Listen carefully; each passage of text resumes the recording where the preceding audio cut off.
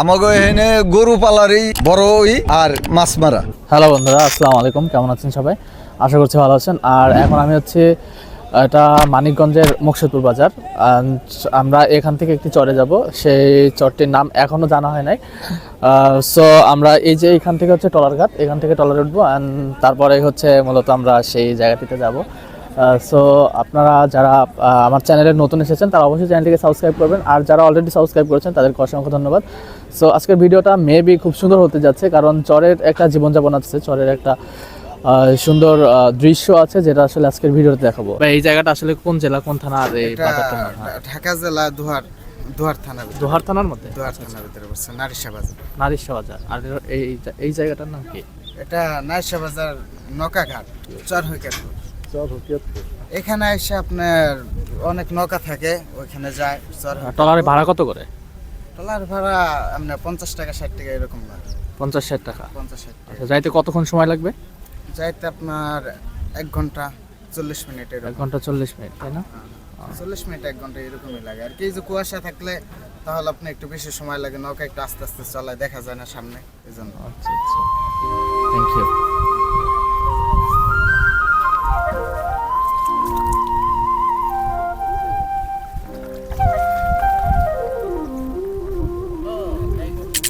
High বন্ধুরা, আমরা এই মুহূর্তে আছি হচ্ছে নারিশা ঘাট। এটা নারিশা পদ্মা নদীর ঘাটে। দেখতে পাচ্ছেন আমার পিছনে কিন্তু প্রচুর পরিমাণে নৌকা আছে, এই সবই মাঝিদের নৌকা। আর এইখান থেকে আমরা মূলত হচ্ছে একটা ট্রলারে করে, ভাড়ায় চালিত ট্রলার, ওই ট্রলারে করে আমরা যাব হচ্ছে, চরের নাম কি জানো? চর হকিয়তপুর। আমার সাথে আমার বড় ভাই আছে অ্যান্ড আমরা টোটাল 4 জন আছি। এই যে একজন বড় ভাই আছে, আরও একজন আছে। সো আমরা চর হকিয়তপুর সেখানে যাব। অ্যান্ড তার আগে আমরা যে এখান থেকে আসলে ট্রলারে উঠবো, এই ঘাটে এইখানে একটা বাজার আছে, এই বাজারের নাম হচ্ছে নারিশা বাজার। সো এখানে সুন্দর একটি মসজিদ আছে, একটা মাদ্রাসা আছে। আর বন্ধুরা, আমরা এইমাত্র এই যে নারিশা বাজার, এখান থেকে সকালে নাস্তা খেলাম, রুটি আর ডাল ভাজি আর ডিম। অ্যান্ড এখন যাচ্ছি হচ্ছে ট্রলারে উঠবো। ট্রলারে উঠে আমরা যাব, চরের নামটাই মনে থাকে না, চর হকিয়তপুর। আমরা এখন ট্রলারে উঠে যাব চর হকিয়তপুর। সো দেখি ওই চরে আসলে কি আছে। চরের একটা জীবনযাপন আছে, চরের আলাদা একটা সৌন্দর্য আছে, নদী আছে, অনেক সুন্দর সুন্দর গাছ আছে, তারপরে ঝোপঝাড় আছে, এগুলো সবই আপনাদেরকে দেখাবো।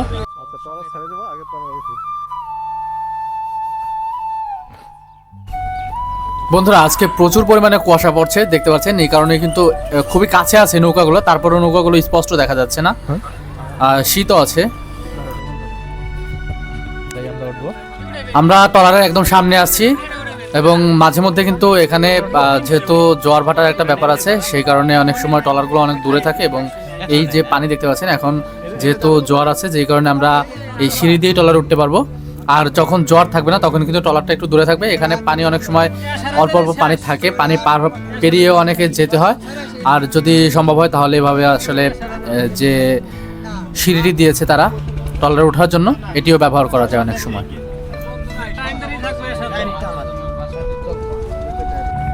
চরে বেশ ভালো পরিমাণে কলার চাষ হয়, যে কারণে দেখতে পাচ্ছেন চর থেকে কিন্তু মানুষজন এই নারিশা বাজারে কলাগুলো বিক্রি করার জন্য নিয়ে আসছে।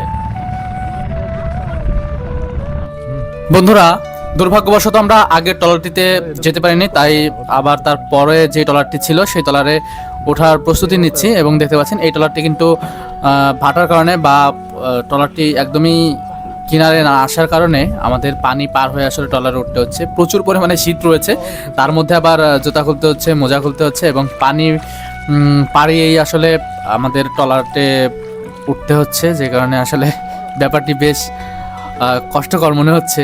এই খুব সকাল, আবার যেই পরিমাণে শীত পড়েছে আজকে। সো তারপরে আমরা যেহেতু বের হয়েছি যাওয়ার জন্য, সো যাচ্ছি, দেখা যাক কি হয়। এবং ট্রলারে কিন্তু বেশ মানুষ আছে, আরও হয়তো মানুষজন উঠবে, তারপরেই ট্রলারটি ছাড়বে। তো অনেক সময় হয়তো আমাদের ট্রলারে অপেক্ষা করতে হতে পারে।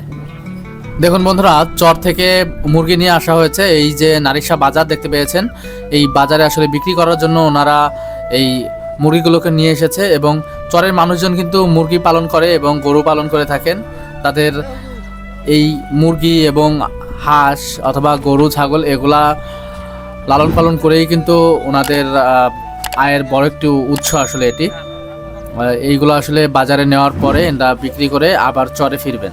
এই যে চরের একটি গ্রামীণ জীবনযাপন, আমি এমন গ্রামীণ জীবনযাপনের সাথে বেশ পরিচিত, কারণ আমি গ্রামের সন্তান, আমি গ্রামেই বড় হয়েছে। কিন্তু শহরে যারা বসবাস করে তারা কিন্তু এই গ্রামীণ চিত্রগুলো আসলে খুব মিস করে। যদি চরে আসেন তাহলে অবশ্যই এই বিষয়গুলো আপনাকে মুগ্ধ করবে। আমাদের সাথে এই টলারে দুজন ইমাম সাহেবও আছে, যারা আসলে ওই চরে যে মসজিদ আছে সেখানে ইমামতি করে থাকেন, এবং তাদের বাজারের জন্য আসলে এই চরে আসতে হয়, এবং এখানে এই যে নারিশা বাজার, এই বাজার থেকে বাজার করে আবারও চরে ফিরতে হয়। বন্ধুরা, আমরা এখন টলারে চলে আসছি, আর টলারে দেখতে পাচ্ছেন আমরা চর হকিয়তপুরে যাই নামবো। আর দেখতেই তো পাচ্ছেন এই শীতের মধ্যে পানি টানি পার হয়ে আসলাম আর কি। আর চারপাশে প্রচুর পরিমাণে কুয়াশা আছে, কিছুই দেখা যাইতেছে না। সো দেখি কতক্ষণ লাগে, 40 থেকে 1 ঘন্টা এরকম সময় লাগবে। সো যেতে যেতে হয়তো আরও অনেক কিছু দেখতে পারবো, আরও কয়েকটা চর করতে, এবং নদী অনেক বড় একটা পদ্মা নদী, সেটা অনেক কিছু দেখতে পাবো। আমাদের ট্রলারটি এই মুহূর্তে ছেড়ে দিয়েছে, দেখতে পাচ্ছেন ট্রলারে কিন্তু বেশ মানুষজন আছে, এরা সবাই চরের বাসিন্দা আসলে। এবং যেতে যেতে আসলে কুয়াশা ছাড়া তেমন কিছুই হয়তো বা দেখা যাবে না, কারণ প্রচুর পরিমাণে কুয়াশা রয়েছে আজকে। আশেপাশে হয়তো কয়েকটা চর দেখতে পাবো যদি রোদ ওঠে আসলে। এবং এই জার্নিটা আমাদের কাছে বেশ ভালো লাগছে।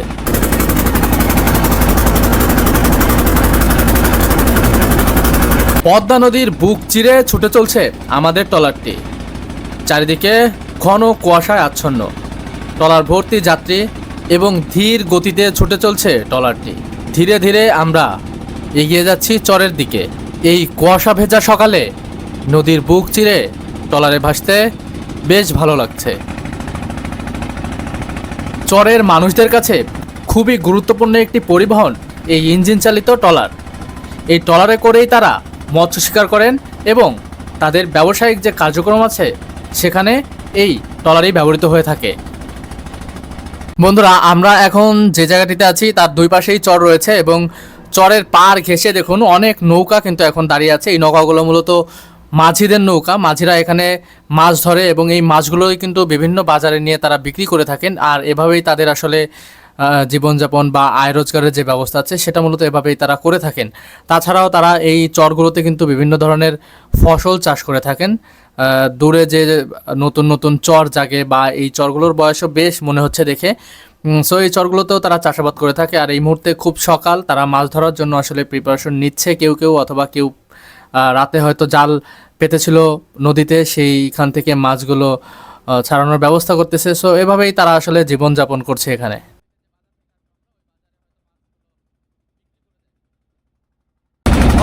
সামনের নাম আমরা বাড়ি করছি এটা ভগতপুরের ভিতরে পেয়ারা নারকেল বাড়ি খবরপুর থানা, আমারও আমার পাশে আমার ওটা হচ্ছে চরদানাদা শিবচর থানা বাজারপুর জেলা। এই চরের বয়স কোনো নির্দিষ্ট নাই, এটা করতে পারা 10-12 বছর ধরে। এটা আর এটা একসাথে পড়ছে, আবার এই সাইডে এটা ভাইঙ্গা নিয়ে গেছে, ভাইঙ্গা নিয়ে যে কাকে যে থামছে, আবার এই চরটা চর করছে, মানে আমরা আবার এই চরে বাড়ি করছি। কেউ কয় জানা যান, কেউ কয় ওকে আমরা কই ওকে, মানে তোর জানা যাতে লোক আবারও বাড়ি করছে কিছু, তা আমরা করছি বর্ডারে। আপনি যে চরে আছেন ওই চরে কতদিন ধরে বসবাস করছেন? ওই আজকে 2 বছর ধরে আইছি, 3 শট হয়েছে 2 বছর। তোর আমার আগেও আরো 2 বছর আগে আরো লোক আইছে। আর ওই চর আরো অনেক 10 বছর হয়েছে ভাই। এই চরে এখন আছেন, হ্যাঁ, এই চরের বয়স কত? এটা হয়েছে প্রায়, এটা 27 বছর হয়েছে, এটা বেশি হয়েছে, এটা কম হয়েছে। এটা 10 বছর, তার মানে আবারও তো ভেঙে যাওয়ার সম্ভাবনা আছে না? হ্যাঁ, ভাঙ্গে যাওয়ার সম্ভব কি, এই যে এটা তো এটা বন্ধ হয়ে গেছে, এটা বিশ্বাস ছিল বন্ধ হয়ে গেছে, আবারও কাটিয়া বাইরে হয়ে গেছে। এটা যে হেঁটে এলাম না, এটা ধান বুনছি, এটা হাইটে আছে, গাড়ি আছে এই চলে। ও আচ্ছা আচ্ছা, তার মানে কোনো চরই স্থায়ী না, যে কোনো সময় ভেঙে যাইতে পারে না? হ্যাঁ 20 বছর বয়স পরেও ভেঙে যাইতে পারে। হ্যাঁ, ও মাই গড, এটা প্রায় 10-15 বছর হয়ে গেছে, এটা প্রায় 27 বছর হয়েছে। এটাই মানুষ বসবাস করে না এই চরে? হ্যাঁ, এই চরে মানুষ বসবাস করে না? হ্যাঁ, ভিতরের দিকে না? এই চরে লোক আছে, অনেক লোক আছে। তা আমরা বাড়ি করছি ওখানে আছে 20-22 ঘর আছে, আর ওটার বাড়ি আছে ওই জনজাতের মধ্যে, ওটা বাড়ি অনেক বাড়ি। আপনারা কি ট্রলারই ইনকামের মাধ্যম কি ট্রলারই নাকি অন্য কোনো? না, এই ট্রলারে আমরা আইছি, আমি নেমে তো মেজে এই ট্রলার থেকে। ট্রলার হলো ওনার না? হ্যাঁ, ট্রলার। আপনি এমনি কি কাজ করেন? কৃষিকাজ? হ্যাঁ, কৃষিকাজ। ব্যবসা বাণিজ্য কোনো আছে? কৃষিকাজ করি, আবার এমনি যে বর্ষায় মাছ মারি, জাল ভাই। ও, ওই জাল পাওয়ার ওখানেও কইছিল দাম না কেন, ওখানে বাড়ি এখানে আনছি ক্ষেতের বদলে, এখানে আবার একটু আলালুটি করে বাদাম লাগাবো। বাদাম? হ্যাঁ। এই যে চরে মনে হয় বাদাম ভালো হয়। হ্যাঁ, বাদাম। আলু হয়? আলু লাগায় না, এই সাইডে লাগাইবো, ও, এই সাইডে লাগাইবো। আমাকে এই সাইডে জমি চাইছিল, আমরা দেই না। এই চরে কি কি ফসল ফলানো যায়? ধরে বাদাম, ধান, কালাই, কলই। এই যে আজকে কলই 60 নিয়ে গেছিলাম, 800 টাকা বেচেছি। গরু পালেন? হ্যাঁ, গরু পালি। কয়টা আছে? গরু আছে, একটা বাছুর আছে নিজেরই না? নিজেরই। মানে আবারও এই বছর 4 আগে নৌকা জাল বানাইছিলাম ইলিশ মাছ মারা, আবার ওর মধ্যে পোলাই গেল বিদেশে। পোলা আবার গলার সমস্যা দেখে আয়া বললো, বিদেশে তো চলে আইসা আবার? 22 দিন আছে। ও, মানে গরু বাছুর বেচে দিছি, পোলা আয়া বললো মতো না, কতটা লস হয়ে গেছে পুরো না?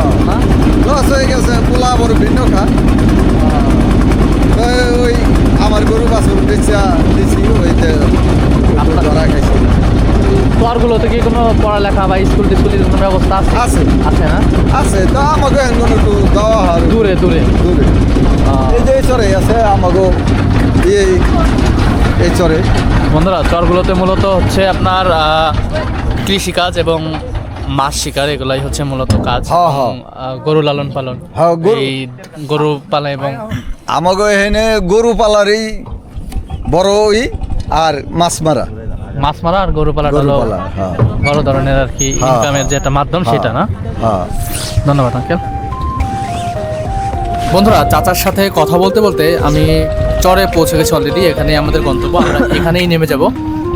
কিন্তু ট্রলারটির গন্তব্য এখানে না, ট্রলারটি আরও সামনে যাবে। তবে আমাদেরকে নামিয়ে দিয়ে ট্রলারটি নিয়ে ওটা অন্য ঘাটে হয়তো যাবে, অন্য চরের মানুষও হয়তো এই ট্রলারে রয়েছে। সো এখানে এই চাচার সঙ্গে কথা বলে আসলে বেশ কিছু ইনফরমেশন আপনাদেরকে জানাতে পেরেছি।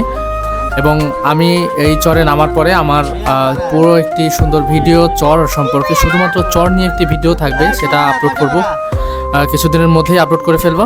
সো আপনারা যদি এমন আরও ভিডিও পেতে চান তাহলে অবশ্যই চ্যানেলটিকে সাবস্ক্রাইব করে রাখবেন। আর অবশ্যই ভিডিওটি কেমন লেগেছে সেটা কমেন্ট করে আপনি জানিয়ে যাবেন আমাকে। চাইলে ভিডিওটি আপনি আপনার বন্ধুদের সঙ্গেও শেয়ার করতে পারেন। আজকের ভিডিও এ পর্যন্তই। সবাই ভালো থাকবেন, সুস্থ থাকবেন। আল্লাহ হাফেজ। নদীর বুকে জেগে ওঠা চরের মধ্যে যেমন রয়েছে দুর্বিষহ জীবনযাপন, ঠিক তেমনই রয়েছে চরের বুকে অনিন্দ সুন্দর প্রাকৃতিক দৃশ্য। হ্যাঁ বন্ধুরা, দেখুন একদমই একা, পুরো নিশ্চুপ এবং নিস্তব্ধ চরের মধ্যে আছে। এটা পদ্মার চর, আশেপাশে একদমই কেউ নেই। আমার মনে হচ্ছে 10-15 কিলোর মধ্যে কেউ নাই। চরের সংগ্রামী জীবনযাপন এবং সেখানকার গ্রামীণ চিত্র তুলে ধরবো পরবর্তী ভিডিওতে। তাই চ্যানেলটি সাবস্ক্রাইব করে সঙ্গেই থাকুন।